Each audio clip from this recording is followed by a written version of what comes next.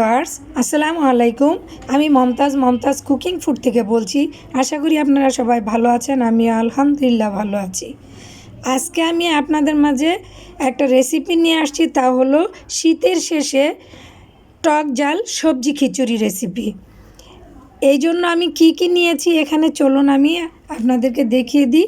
মিষ্টি কুমড়া, লাউ, তারপরে পেঁয়াজ কলি, গাজর, নতুন আলু, ব্রোকলি, ফুলকপি, ক্যাপসিকাম আর বেগুন।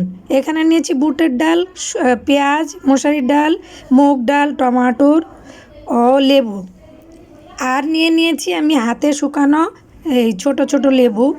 এই লেবুটা দিলে অনেক টেস্ট এবং ঘ্রাণ আসে। আর কাঁচামরিচ, ধনিয়া পাতা, নাজির শেল চাউল নিয়েছি এখানে আমি 1 কিলো, মানে 1 কেজি। এটা দিয়ে আমি এখন এই খিচুড়িটা রান্না করব। চলুন তাহলে আমি কিভাবে এই খিচুড়িটা রান্না করি আপনাদেরকে দেখিয়ে দেই।